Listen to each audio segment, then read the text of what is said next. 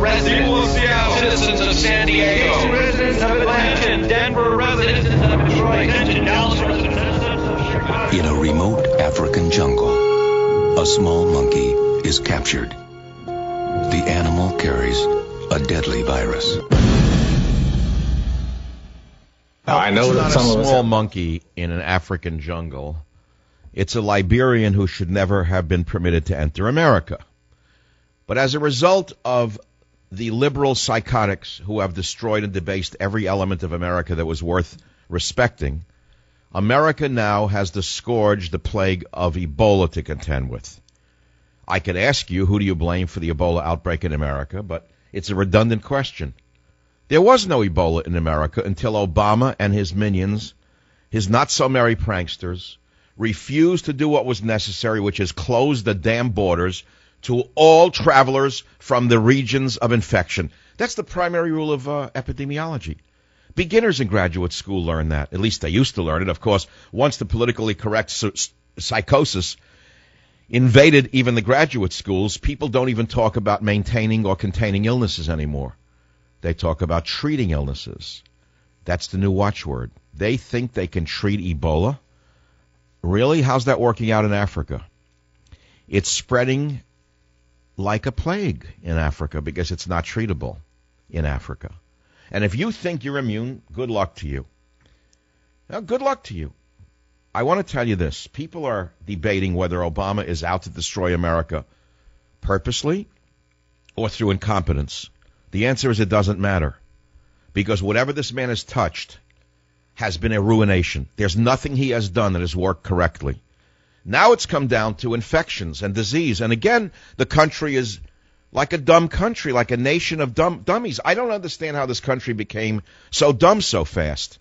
There's no common sense anywhere. You've got a liar at the Centers for Disease Dissemination, Dr. Friedkin. Dr. Friedkin is nothing but a political hack from the get-go.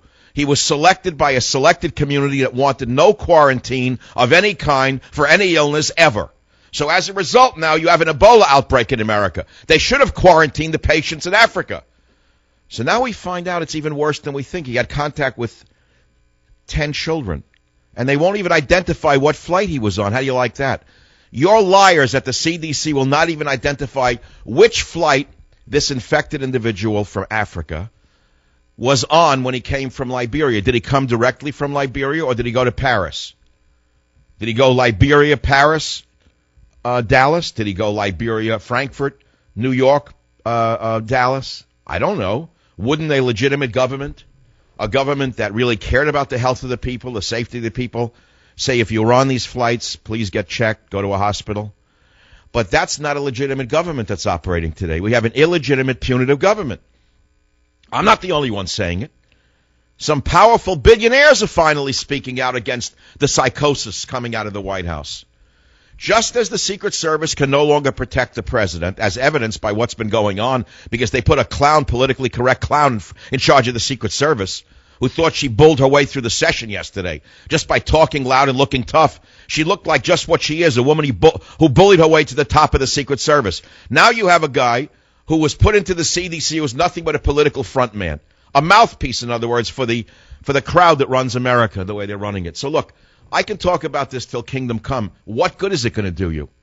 What good is it going to do you to learn today that the mystery illness, that is not such a mystery to me, that was brought in here by accident or on purpose by Obama and his minions from Central America, the so-called virus, ED68 or whatever the number is they're giving it, we know that it emanated from Central America. We know that many of the children coming in from Central America by Obama's direct orders on by the trainload were infected with tuberculosis and viral-like symptoms. And how do we know that was true? Because the Border Patrol was telling us. They were begging us to stop it. But Obama is such a zealot. Obama is so intent upon pushing his agenda and satisfying La Raza and forces like La Raza that he cared nothing about the health of the nation, nor the safety of the nation. So wherever you turn, there is a disaster, a wreckage. If we had a legitimate president with a conscience, he would resign. He would say, you know what, I meant well, but I screwed up at every level, I'm resigning. But you don't have such a situation.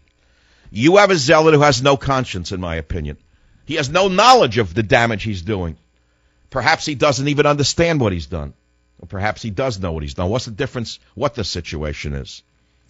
Meanwhile, Steve Wynn, one of America's own billionaires, owns the Wynn Resort in Las Vegas and casinos in Macau, said that I'm more scared about the United States than China. I don't know if you understand what this means. Listen to what he said. He's more scared about the United States than I am about China, he told CNBC this week at the Global Gaming Expo in Las Vegas. He said the protests in Hong Kong have become sort of a party out there. Are you listening? He said the situation in China will be resolved because everyone in China is pragmatic and practical. And he goes on about China, and he says the central government of China is willing to let everybody vote, but they want to have some positive input on the nominations, blah, blah, blah. And he said they want to maintain control.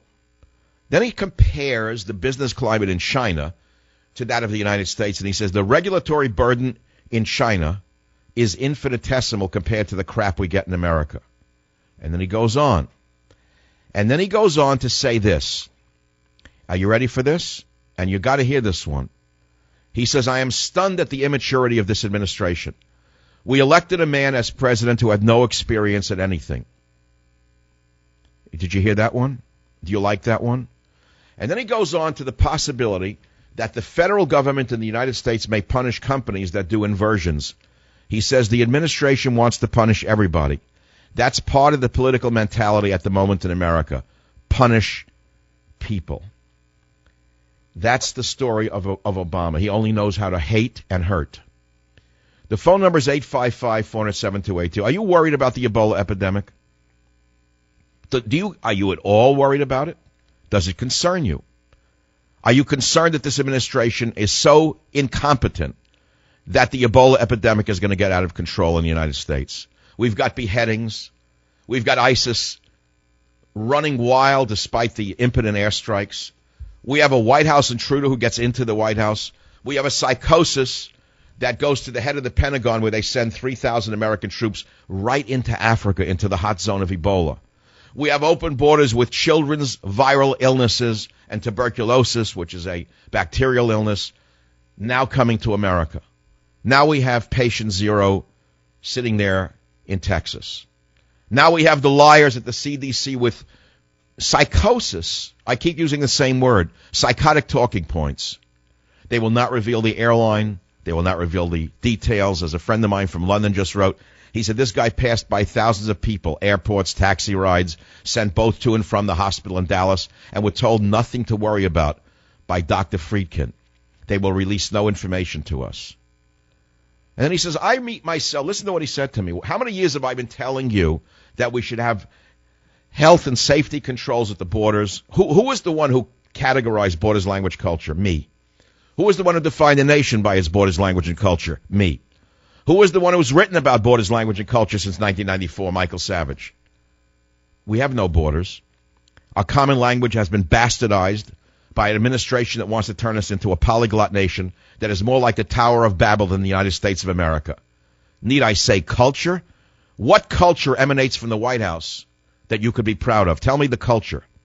Have you seen a classical musician invited to the White House after this administration took office? Have you seen anyone of any class invited to the White House in the entertainment world since this administration took power? I haven't. Maybe I've missed it. I've seen the most vile rap stars, the lowlifes of Hollywood. He's turned it into a gutter. He says, I most recently flew to Paris with horrible flu. I had fever, I was sweating, I was coughing in the airplane. No one asked me a question. I flew Air France first class, an $18,000 ticket. Nobody asked me a question about my coughing, my sweating, and my fever. Are you listening to what I'm saying to you? It's a nation that's been broken down completely.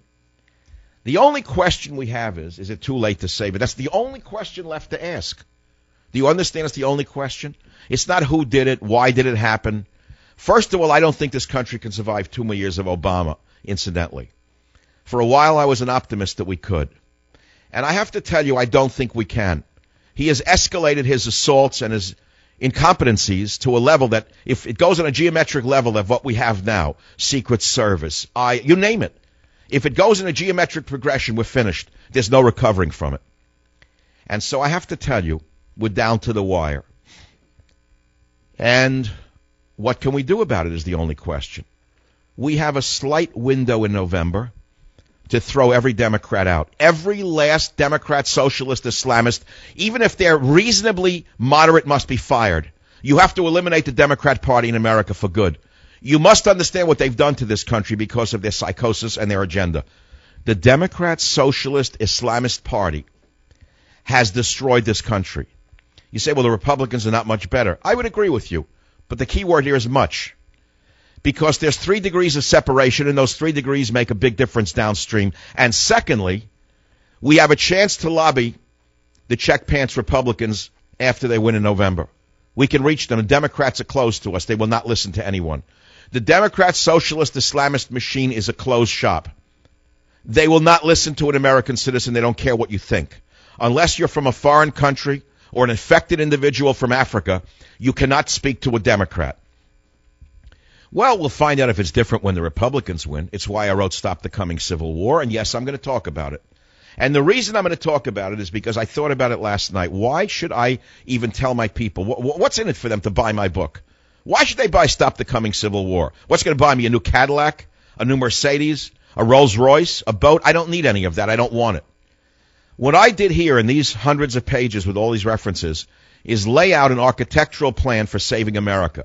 First, I told you in every theater what he's done to the country. You need the evidence.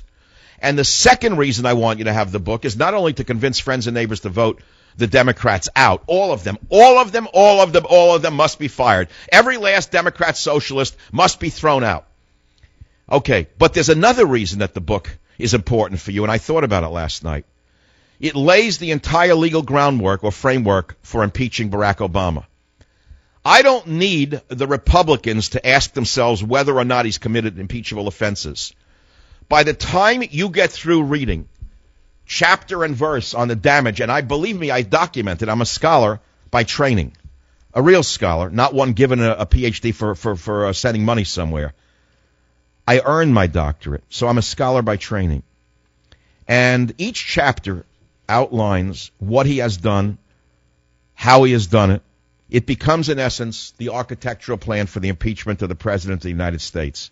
And that's why you can play an important role. In a few minutes, when I return, I'm going to take your calls here on the Savage Nation at 855-400-72. 855-400-SAVAGE. I want to read you a quote from a man who wrote a little note to Abraham Lincoln in 1861. It's a single line. Please bear with me. Thomas Corwin wrote this to Abe Lincoln in 61. He said, I cannot comprehend the madness of the times. Treason is in the air around us everywhere. It goes by the name of patriotism. And that, to me, describes exactly what's coming out of the White House. Under the guise of helping the middle class, they're destroying the middle class. Under the guise of doing this, they're doing that. Under the guise of doing that, they're doing this. How can you justify a government that permits Ebola to enter a nation in which there was never, ever Ebola? How is it possible? As I told you yesterday on this program, we had epidemics in this country that were wiped out. There was once a yellow fever epidemic in America. It was annihilated in the southeast. It ranged as far north as the Carolinas. The swamps were cleared. The mosquitoes were killed. We had malaria that was endemic in the United States of America. Did you know that? But it was eliminated, and we became a first world nation. Under Barack Obama, we are rapidly becoming a second world nation. I'll be right back.